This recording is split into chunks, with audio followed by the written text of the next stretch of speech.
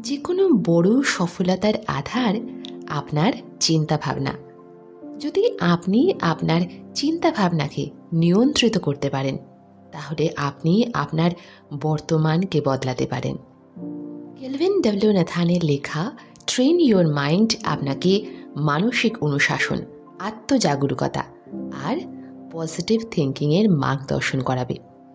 আজ আলোচনা করব এই বইয়ের তৃতীয় অধ্যায় নিয়ে, যা হলো positive thinking and mental clarity. আপনার জীবন তেমনই তৈরি হবে যেমন আপনি ভাববেন। আপনার মস্তিষ্ক একটি শক্তিশালী অস্ত্র, কিন্তু তাকে সঠিক দিশায় চালনা করাই হলো আসল খেলা। যদি আপনার চিন্তাভাবনা ইতিবাচক হয়, তাহলে আপনি যে কোনো প্রকার প্রবলেমসেই রাস্তা বের করে নেবেন। কিন্তু যদি আপনার চিন্তাভাবনা নেতিবাচক হয়, তাহলে সহজ কাজও কঠিন বলে মনে হবে। এটাই পার্থক্য একজন সাধারণ মানুষ ও একজন অসাধারণ মানুষের মধ্যেকার চিন্তাভাবনার মধ্যে। যে সকল মানুষ সকল পরিস্থিতিতেই পজিটিভভাবে, তার মস্তিষ্ক কখনোই ভয়, দুশ্চিন্তা বা সন্দেহের জালে আটকে পড়ে না। সে স্পষ্টভাবে দেখতে পায় যে তাকে কী করতে হবে আর কিভাবে করতে হবে। অনেক মানুষ ভাবে যে ইতিবাচক চিন্তাভাবনা শুধু নিজেকে খুশিতে রাখার পদ্ধতি, কিন্তু আদপে এটি আপনার এন্টায়ার লাইফকে বদলাবার শক্তি রাখে। যখন মস্তিষ্ক পজিটিভ ভাবে, তখন এটি সবথেকে কঠিন পরিস্থিতিতেও সমাধান খোঁজে।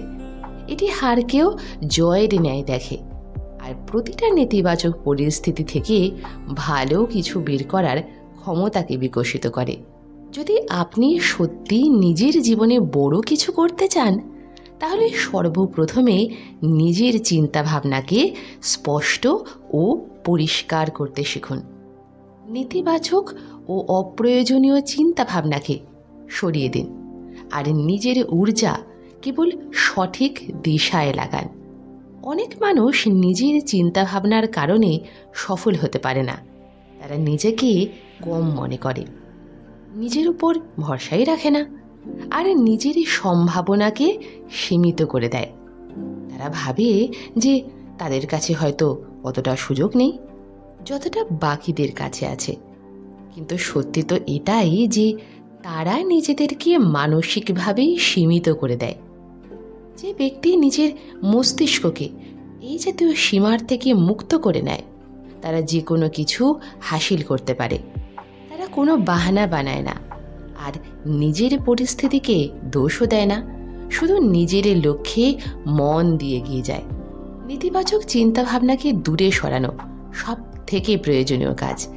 বহুবার মানুষ নিজের ভয় ও সন্দেহের কারণে এতটা জড়িয়ে পড়ে যে তারা নিজের আসল সামর্থ্যকে চিনতেই পারে না।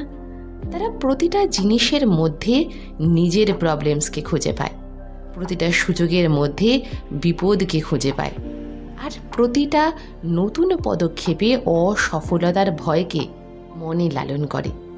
কিন্তু একজন শক্তিশালী মানসিকতার মানুষ সকলে নেতিবাচক চিন্তাভাবনাকে বাইরে বের করে দিয়ে কেবলমাত্র সমাধান ও সফলতার দিকে তাকায়। এটাই হলো পজিটিভ থিঙ্কিংয়ের আসল শক্তি।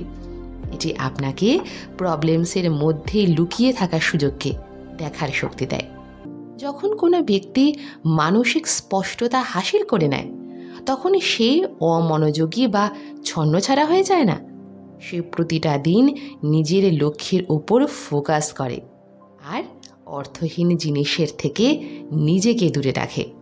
মনোসংযোগ নষ্ট করার মতন কাজ, যেমন বিনা কারণে দুশ্চিন্তা, অনাবশ্যক চিন্তাভাবনা আর অন্য মানুষের মতামত, এই সব কিছু সে নিজের মাথা থেকে বের করে দেয়।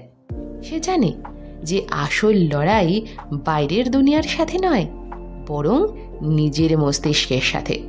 আর যখন এই লড়াই জেতা যায়, তখন দুনিয়ার কোনো শক্তি তাকে আটকাতে পারে না।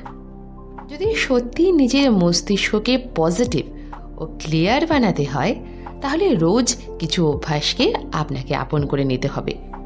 প্রতিদিন সকালে সর্বপ্রথমে ভালো চিন্তা আনুন। নিজের স্বপ্ন ও লক্ষ্যকে মনে করুন। সারা দিন নিজের মস্তিষ্ককে নেতিবাচক চিন্তা থেকে দূরে সরিয়ে রাখুন। কোনো অর্থহীন কাজ বা চিন্তা ভাবনাকে নিজের পথের বাধা করে তুলবেন না। এমন মানুষের থেকে দূরে থাকুন যারা আপনার আত্মবিশ্বাসকে ভেঙে দেয়। প্রতি রাতে শোবার আগে আপনার সকালে কাটানো ভালো মুহূর্তগুলোকে মনে করুন আর নিজেকে ধন্যবাদ দিন যে আপনি আপনার লক্ষ্যের দিকে এগিয়ে যাচ্ছেন। এই ছোট ছোট অভ্যাস আপনার মস্তিষ্ককে এত পরিষ্কার ও মজবুত বানিয়ে দেবে যে আপনাকে কেউ হারাতে পারবে না।